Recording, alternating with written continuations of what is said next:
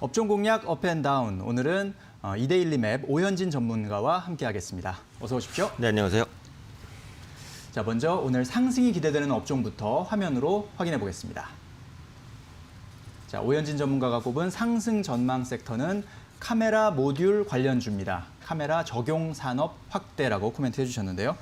자, 카메라 적용 산업이라면은 일단은 카메라 모듈이 스마트폰에도 많이 들어가고 또 네. 자율주행 앞으로 시대에는 자율주행 차에도 많이 들어갈 것이다. 이런 예상들이 있잖아요. 그런 그렇죠. 관련된 내용들이겠죠? 네, 맞습니다. 그래서 스마트폰과 자동차는 익히 알려진 분야고 앞으로 수많은 이제 IT 기기에 대부분 도입될 것으로 보여지기 때문에 네. 카메라 산업의 성장성은 상당히 높다 이렇게 판단을 하고 있고요. 다만 이제 지금까지는 또 가장 많이 사용되는 분야가 이제 스마트폰이기 때문에 스마트폰 카메라 시장의 전망이 굉장히 중요할 것으로 보여지고 있는데 익히 알려져 있다시피 최근에는 멀티 카메라 도입이 일반화가 돼 있는 그런 상황입니다. 그래서 카메라 화소수도 지속적으로 증가하고 있기 때문에 이런 부분도 모듈 업체에는 기회 요인이다라고 볼 수 있고요. 글로벌 스마트폰 판매량이 이제 코로나19로 인해서 급감했다가 4월부터 빠른 회복세를 보여주고 있다라는 부분 상당히 고무적이다라고 할 수 있을 것 같습니다.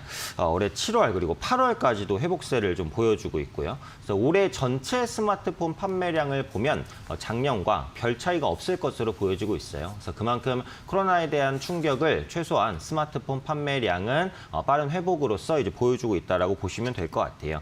특히 삼성전자는 갤럭시 노트 20 그리고 갤럭시 폴드 2라든지 그다음에 보급형 스마트폰 시리즈죠. A 시리즈 이런 부분의 출하량을 꾸준하게 늘리고 있습니다. 그래서 3분기에 스마트폰 판매량이 전분기 대비해서 50% 이상 급증할 것으로 보여지고 있고요. 그에 따라서 스마트폰에 채용되는 카메라 모듈 판매량도 함께 급증할 수밖에 없다라는 거죠. 그래서 실제로 이제 국내 그 상장 기업 중에 카메라 모듈 관련주로 뽑히는 많은 기업들, 파트로인이라든지 MC넥스 이런 기업들이 3분기 실적 컨센서스가 지속적으로 올라가고 있습니다. 그래서 카메라 모듈주의 3분기 실적이 웬만하면 대부분 좋을 것이다 이렇게 판단하고 있고요. 특히 차량용 카메라 도입이 확대되면서 카메라 모듈 업체의 큰 기회 요인이 되고 있습니다. 그래서 자동차 대당 이미지 센서 탑재량을 보면 매년 증가합니다. 그래서 지금도 ADAS-S라든지 일부 자율주행 시스템이 이미 도입이 되고 있죠. 차량용 카메라의 수요가 확대가 되고 있고요. 2010년 이후에 차량용 카메라 시장 규모는 연평균 30%대 고성장을 보입니다. 그래서 내년부터 자율주행차 그리고 스마트카 이런 부분의 성장이 이어지면서 카메라 시장도 확대가 될 수 있고요.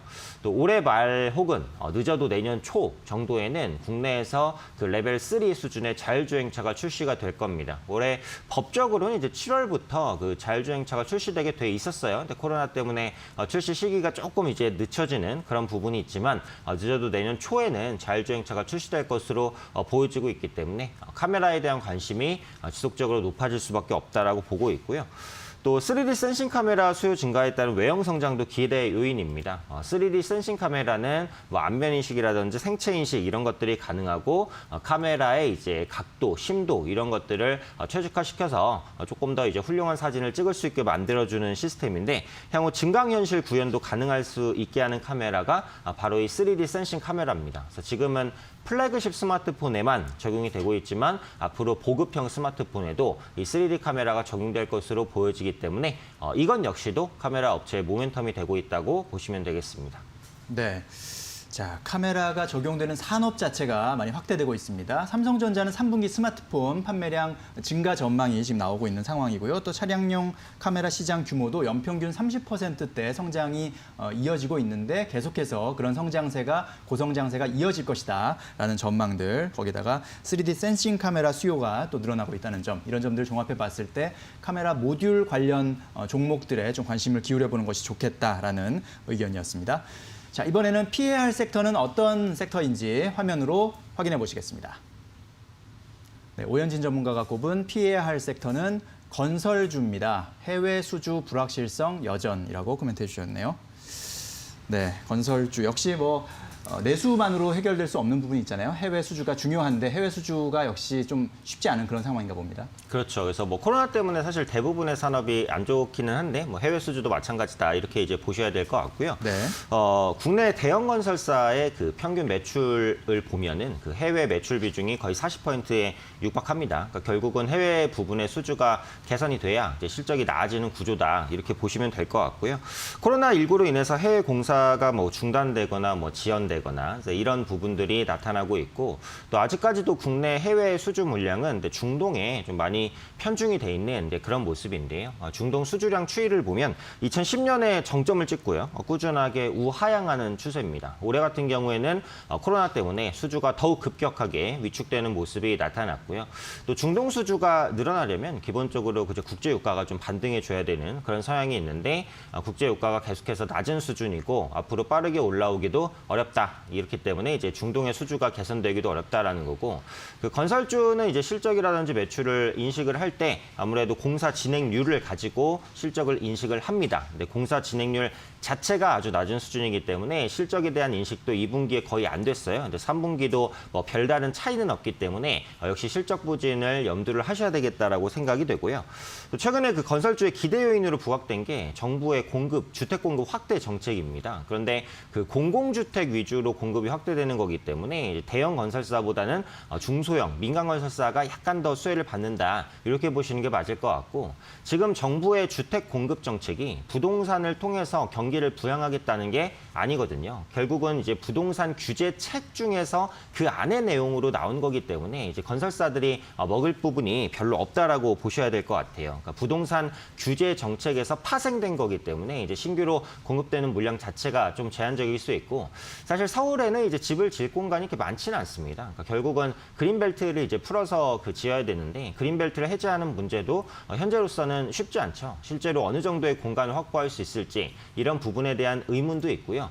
또 부동산 정책이라는 것은 정말 장기 정책입니다. 그래서 10년, 20년 정도까지는 계획을 세우고 꾸준하게 밀어붙여야 되는 건데 지금 문재인 정부의 임기가 어쨌든 얼마 남지 않았기 때문에 현재 시점에서 정권이 바뀌어도 부동산 정책이 지금처럼 수도권 공급 확대 정책으로 이어질지 이 부분에 대한 부담도 있어요. 그래서 최근에 나타나고 있는 국내에서의 주택 공급 확대 정책에 대한 기대는 너무 크게 가지기는 좀 어렵다 이렇게 보셔야 될 것 같습니다.